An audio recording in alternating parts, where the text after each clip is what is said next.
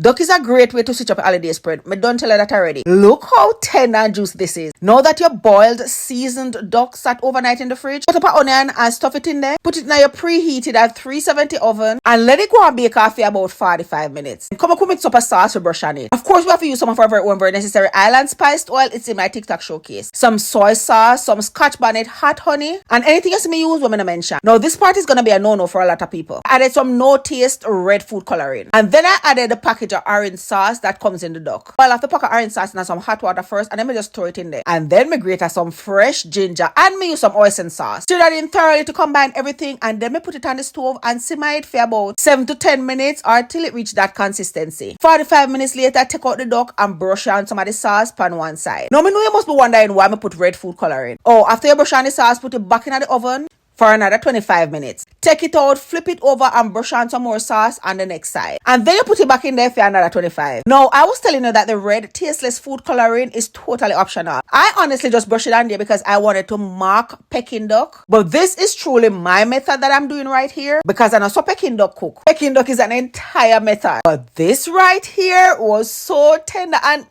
chef kiss delicious. Look how the duck pretty. Boy, this duck I graduate summa cum laude. Never mind that me burn the leg knuckle a little bit. That is fine. Look sauce when it left, me put it back on the stove. I make it boil up for another 5 minutes and then me serve it up on the side. Me say, look how the duck pretty. This duck can if you go in at the cookbook, this picture, everything. But seriously though, you and your guests and your family are gonna love this. There was zero gaminess to this duck. Look how the duck sliced tender. Courtesy of our complete tenderizer. It's called Spicy Jab Tenderizer, a complete seasoning. Look out for it, it's coming soon. I'm so excited to bring that to you guys. But let's talk about the duck and that we combo. Watch there. Look how the duck nice, juicy and velvety. And when we talk about juicy, I not talk about no whole heap of long water run out tight. I do not like my meat water. Everybody know that. But look and tender it. Look how it not trashy. Look how it nice and flexible. No, seriously. Make sure you watch part 1 before you attempt cooking this duck. Because part 1 is what lead to this. A lot of times when you hear people say they don't enjoy duck or they don't like duck, it's because it's raw